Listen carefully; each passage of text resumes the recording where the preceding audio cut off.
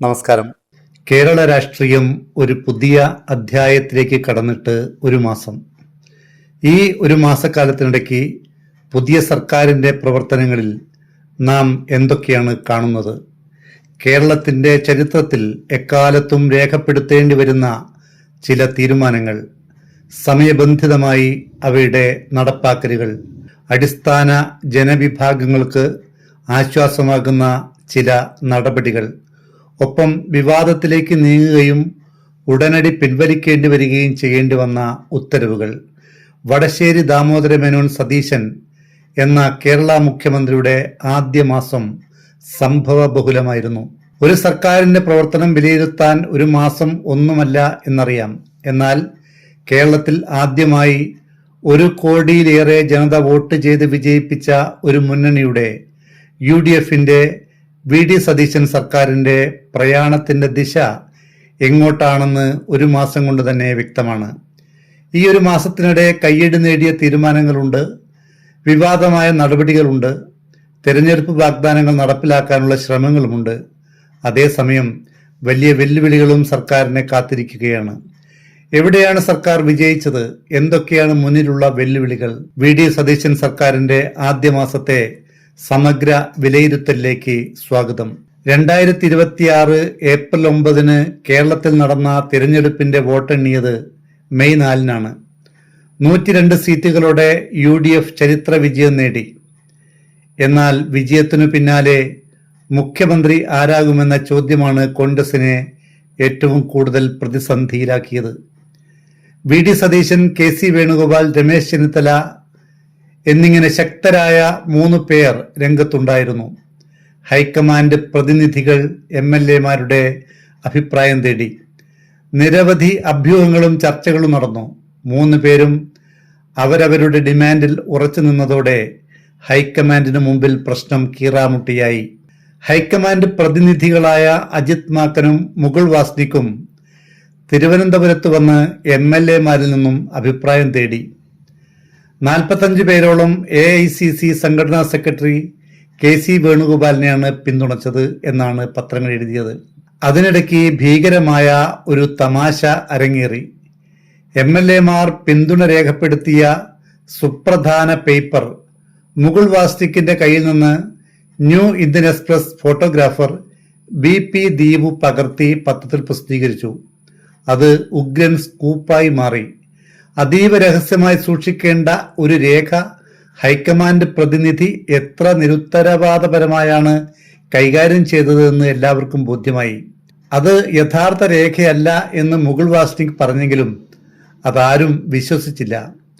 ഒടുവിൽ 10 ദിവസത്തെ അനിശ്ചിതത്വത്തിനു ശേഷം ജനപിന്തുണയും പാർട്ടിക്കുള്ളിലെ സമ്മർദ്ദവും പരിഗണിച്ച് മെയ് 14 വടശ്ശേരി ദാമോദര മേനോൻ സതീശനെ കോൺഗ്രസ് പാർലമെന്ററി പാർട്ടി നേതാവായി കേരളത്തിന്റെ ചുമതലയുള്ള AICC സെക്രട്ടറി ദീപാദാസ് മുൻഷി ഡൽഹിയിൽ പ്രഖ്യാപിച്ചു. മുസ്ലിം ലീഗ് ഉൾപ്പെടെ ഘടകകക്ഷികൾ മൊത്തത്തിൽ സതീശനൊപ്പമായിരുന്നു. ലീഗിന് വഴങ്ങിയെന്ന് പറഞ്ഞുകൊണ്ട് NSS general secretary Sukumaran Nair രംഗത്തു വന്നെങ്കിലും ആരും അത് കാര്യമായി പരിഗണിച്ചില്ല. അല്പം പരിഭവത്തോടെ രമേശ് ചെന്നിത്തല ആദ്യം ഹരിപ്പാട്ടേക്കും പിന്നെ ഗുരുവായൂരിലേക്കും പോയെങ്കിലും പിന്നീട് കേരളത്തിന്റെ ആഭ്യന്തരമന്ത്രിയായി ചുമതലയേറ്റു. മെയ് 18 കേരളത്തിന്റെ 5ാമത്തെ കോൺഗ്രസ് മുഖ്യമന്ത്രിയായി വി.ഡി. സതീശൻ സത്യപ്രതിജ്ഞ ചെയ്തത്. അധികാരമേറ്റതിനു പിന്നാലെ അദ്ദേഹം നൽകിയ ആദ്യ സന്ദേശങ്ങളിലൊന്ന് ലാളിത്യത്തെക്കുറിച്ചായിരുന്നു. വാഹനവ്യൂഹം കുറയ്ക്കും, ഇനി പൈലറ്റും എസ്കോർട്ടും മാത്രമേ ഉണ്ടാവൂ. അതുപോലെ മുഖ്യമന്ത്രിക്ക് പോലീസ് നൽകുന്ന ഗാർഡ് ഓഫ് ഓണറും തനിക്ക് വേണ്ടെന്ന് സതീശൻ DGP റവത ചന്ദ്രശേഖരനെ അറിയിച്ചു. മുഖ്യമന്ത്രിയെ ഉടൻ തന്നെ അദ്ദേഹം AK ആന്റണിയെയും VM സുധീരനെയും രമേശ് ചെന്നിത്തലയെയും സന്ദർശിച്ചു. മുൻ മുഖ്യമന്ത്രി പിണറായി വിജയന്റെ വീട്ടിലും പോയി. G. കാർത്തികേയന്റെ വീട്ടിലെത്തിയപ്പോൾ അദ്ദേഹത്തിന്റെ ഭാര്യ സുലേഖയുടെ മുമ്പിൽ സതീശൻ വിതുമ്പുകയും ചെയ്തു. ആദ്യ മന്ത്രിസഭാ യോഗത്തിലെ വലിയ പ്രഖ്യാപനങ്ങൾ. സത്യപ്രതിജ്ഞയ്ക്ക് മണിക്കൂറുകൾക്കകം ചേർന്ന മന്ത്രിസഭായോഗം തന്നെ സർക്കാരിന്റെ മുൻഗണനകൾ വ്യക്തമാക്കിയിരുന്നു. തിരഞ്ഞെടുപ്പ് പ്രകടന പത്രികയിൽ പ്രഖ്യാപിച്ച 5 ഇന്ദിരാ ഗ്യാരണ്ടികളിൽ 2 ഉടൻ നടപ്പാക്കാൻ തീരുമാനിച്ചു. ഒന്നാമത് KSRTCയിൽ സ്ത്രീകൾക്ക് സൗജന്യ യാത്ര. ജൂൺ 15 മുതൽ ഓർഡിനറി ബസ്സുകളിൽ പദ്ധതി നടപ്പായി. 3125 ബസ്സുകളിലാണ് ആദ്യഘട്ടമായി നടപ്പാക്കിയത്. ആദ്യ 3 ദിവസം കൊണ്ട് 30 ലക്ഷത്തോളം സ്ത്രീ യാത്രക്കാർ ഇത് പ്രയോജനപ്പെടുത്തിയെന്നാണ് റിപ്പോർട്ട്. സ്ത്രീകളോടൊപ്പം ട്രാൻസ്ജെൻഡറുകൾക്കും ഈ സൗകര്യം ലഭിക്കും. രണ്ടാമത് വയോജന വകുപ്പ് രൂപീകരിക്കുമെന്ന പ്രഖ്യാപനമായിരുന്നു. അതും ഈ ഒരു മാസത്തിനുള്ളിൽ തന്നെ രൂപീകരിച്ചു. ഇന്ത്യയിൽ ആദ്യമായുള്ള ഒരു പ്രത്യേക വകുപ്പ് എന്ന നിലയിൽ ഇത് ശ്രദ്ധ നേടി. സംസ്ഥാനത്തെ 10ാമത്തെ വകുപ്പായി അത് അംഗീകരിച്ചു. ഒരു മാസത്തിനുള്ളിൽ തന്നെ വാഗ്ദാനങ്ങൾ നടപ്പാക്കാൻ ശ്രമിക്കുന്ന സർക്കാർ എന്ന സന്ദേശം നൽകാൻ സാധിച്ചു. ആശാ വർക്കർമാർക്ക് ആശ്വാസം. ആദ്യ മാസത്തിൽ ഏറ്റവും കൂടുതൽ കയ്യടി നേടിയ തീരുമാനങ്ങളിലൊന്നാണ് ആശാ വർക്കർമാരുടെ പ്രതിഫലം വർദ്ധിപ്പിച്ചത്. ദിവസം ലഭിക്കുന്ന 232 രൂപ കൊണ്ട് ജീവിതം മുന്നോട്ട് നീക്കാൻ കഴിയില്ല എന്നു പറഞ്ഞുകൊണ്ടാണ് 265 ദിവസം ആശാ വർക്കർമാർ സെക്രട്ടേറിയറ്റിന് മുന്നിൽ സമരം ചെയ്തത്. പുതിയ മന്ത്രിസഭ ആദ്യഘട്ടമെന്ന നിലയിൽ 3000 രൂപയുടെ വർധനവ് പ്രഖ്യാപിച്ചു. ആശാ വർക്കർമാർക്ക് ഇത് വലിയ ആശ്വാസമായി.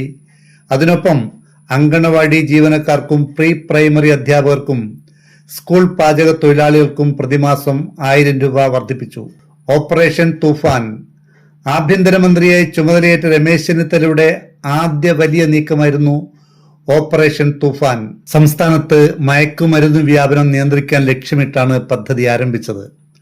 ആഴ്ചകൾക്കുള്ളിൽ തന്നെ 10 കോടി രൂപയുടെ മയക്കുമരുന്ന് പിടികൂടിയതായി ജൂൺ 15 ചെന്നിത്തല പത്രസമ്മേളനത്തിൽ അറിയിച്ചു. ഒരുപാട് കുടുംബങ്ങൾക്ക് ആശ്വാസമേകുന്ന പരിപാടിയാണത്. യുവാക്കളെ മയക്കുമരുന്നിൽ നിന്ന് രക്ഷിക്കാനുള്ള നീക്കമെന്ന നിലയിൽ പദ്ധതി വൻ കയ്യടി നേടി. ധവളപത്രം കേരളത്തിന്റെ സാമ്പത്തിക യാഥാർത്ഥ്യം. സർക്കാരിന്റെ ഏറ്റവും പ്രധാനപ്പെട്ട നീക്കങ്ങളിലൊന്ന് ധവളപത്രം പുറത്തിറക്കിയതാണ്. അതിനൊരു വിദഗ്ധ സമിതി ഉണ്ടാക്കി. മുൻ കേന്ദ്ര ക്യാബിനറ്റ് സെക്രട്ടറി KM ചന്ദ്രശേഖർ നയിച്ച ടീമിൽ സാമ്പത്തിക വിദഗ്ധരായ doctor D Narayana, doctor Veeramani എന്നിവരായിരുന്നു അംഗങ്ങൾ. ധനവകുപ്പ് അഡീഷണൽ സെക്രട്ടറി KR ജ്യോതിലാലാണ് കൺവീനർ. ജൂൺ 4 ധവളപത്രം നിയമസഭയിൽ വെച്ചു.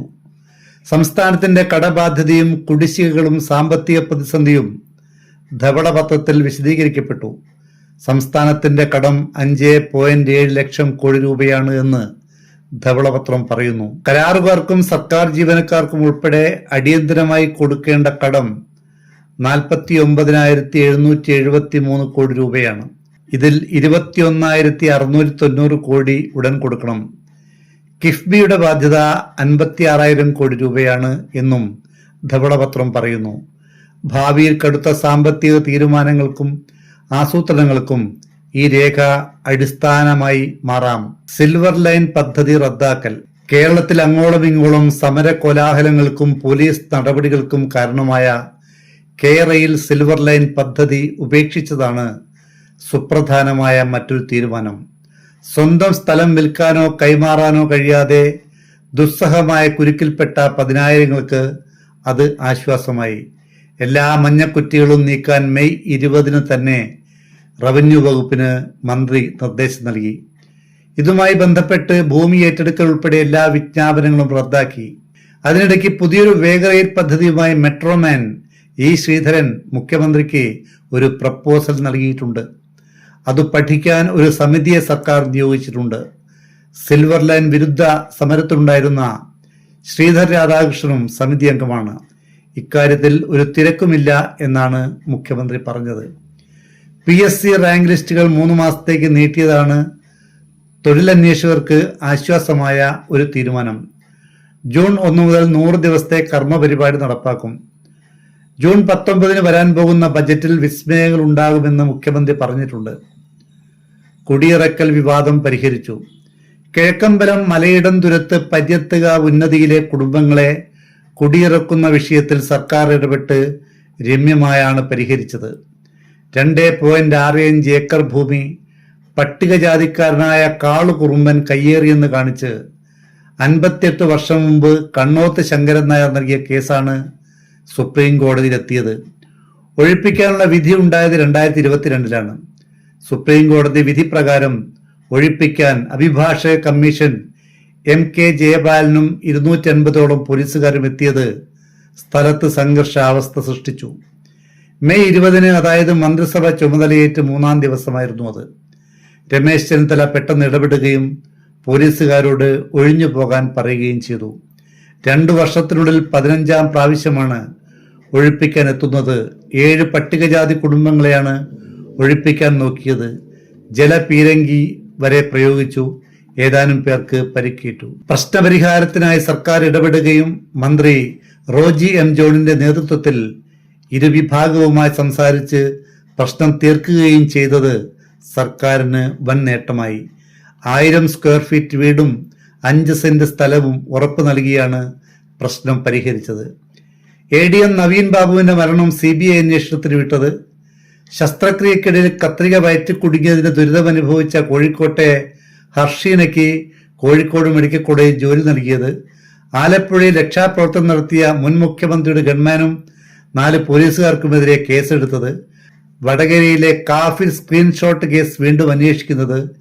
ഇതൊക്കെ പൊതുസമൂഹത്തിന്റെ കയ്യടി നേടിയ തീരുമാനങ്ങളാണ്.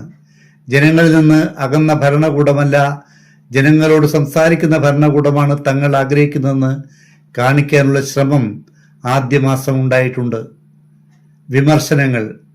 മന്ത്രി സണ്ണി ജോസഫിന്റെ അഡീഷണൽ പ്രൈവറ്റ് സെക്രട്ടറിയായി സഹോദരി ഭർത്താവ് ബെന്നി തോമസിനെ നിയമിച്ചതും ദേവസ്വം സ്പെഷ്യൽ പ്രോസിക്യൂട്ടറായി KV പ്രദീപിനെ നിയമിച്ചതുമാണ് വിവാദമായത്. വിവാദമായപ്പോൾ 2 നിയമനങ്ങളും റദ്ദാക്കേണ്ടി വന്നു. കണ്ണൂർ DCC സെക്രട്ടറിയായ ബെന്നി തോമസിനെ DCCയാണ് ശുപാർശ ചെയ്തതെന്ന് സണ്ണി ജോസഫ് പറഞ്ഞിരുന്നു. ശബരിമല സ്വർണ്ണക്കൊള്ളക്കേസിൽ പ്രതിസ്ഥാനത്തുള്ള സ്മാർട്ട് ക്രിയേഷൻസിന്റെ അഭിഭാഷകനായിരുന്നു പ്രദീപ്. മുഖ്യമന്ത്രി ആവശ്യപ്പെട്ട പ്രകാരം അദ്ദേഹവും രാജിവെച്ചു. പ്രദീപിന്റെ കാര്യത്തിൽ സർക്കാരിന് ജാഗ്രത കുറവുണ്ടായിട്ടുണ്ട് എന്ന കാര്യത്തിൽ സംശയമില്ല. ഏതായാലും മുഖ്യമന്ത്രി തന്നെ അതിന്റെ ഉത്തരവാദിത്വം ഏറ്റെടുത്തിട്ടുണ്ട്.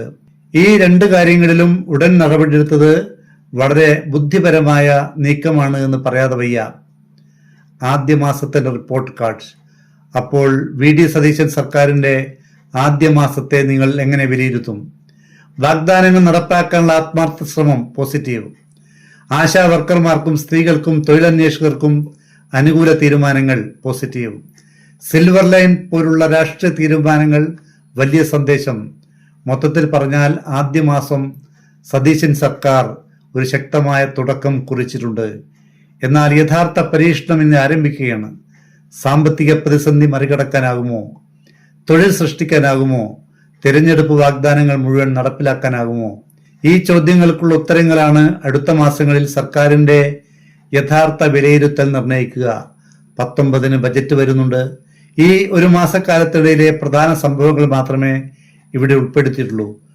ഒരുപാട് തമാശകളും ചെറിയ ചെറിയ സംഭവങ്ങളും വേറെ ഉണ്ടായിട്ടുണ്ട്. അവയിലേക്ക് പിന്നീട് വരാം. ഈ വിഷയത്തെക്കുറിച്ചുള്ള നിങ്ങളുടെ അഭിപ്രായം എന്താണ്? VD സതീശ സർക്കാരിന്റെ ആദ്യ മാസത്തെ പ്രവർത്തനങ്ങൾക്ക് നിങ്ങൾ എത്ര മാർക്ക് നൽകും? കമന്റ് ചെയ്യൂ. വീഡിയോ ഇഷ്ടമായെങ്കിൽ ലൈക്ക് ചെയ്യൂ, ഷെയർ ചെയ്യൂ, ചാനൽ സബ്സ്ക്രൈബ് ചെയ്യാനും മറക്കല്ലേ. നന്ദി.